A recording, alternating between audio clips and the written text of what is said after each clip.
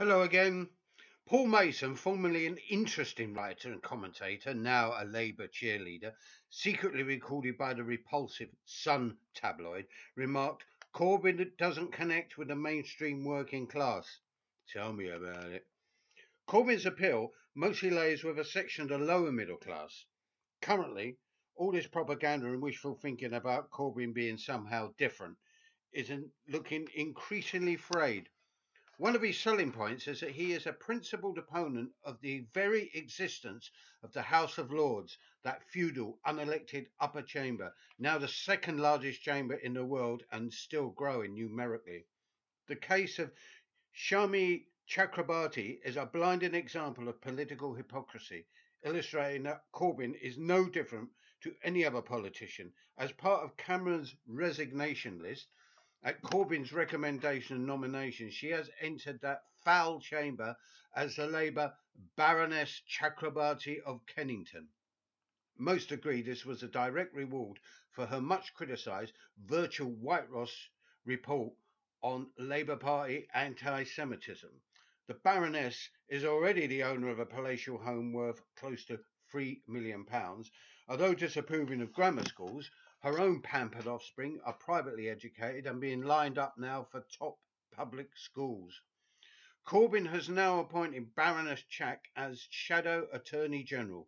No need for the tiresome formalities of parliamentary election then. She slotted straight into the shadow cabinet and already obeying the party whip by abstaining on the Investigating Powers Bill.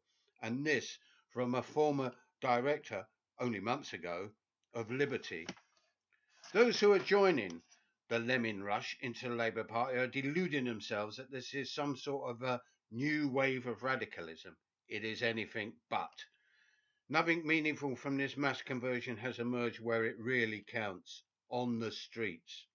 The Stalino-Trotskyite left have been an enthusiastic vanguard of this dash into the Labour Party. They are playing a multi-layered game. Like, for example, the SWP.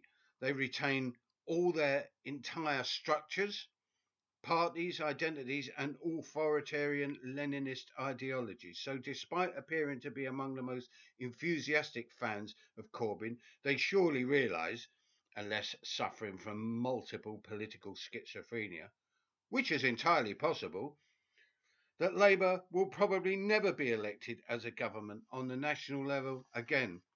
Therefore, the much desired power, influence, jobs for the boys and girls will only be available at a local level, control of the big cities, metropolitan areas, and regional parliaments, for example, and as shadows to the shadow appointees.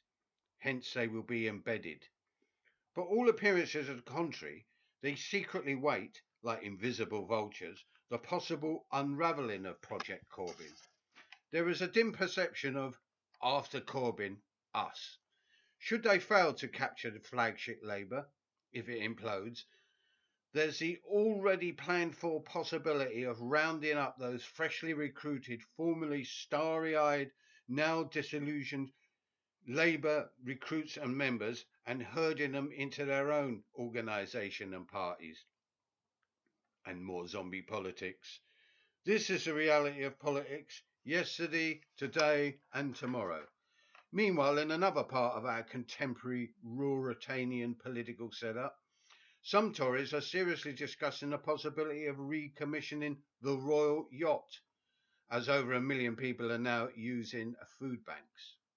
Is it any wonder we are and will remain anarchists, us political malcontents that reject authority in every shape or package, right, left, or centre? We want something a lot better. May it emerge or flare up.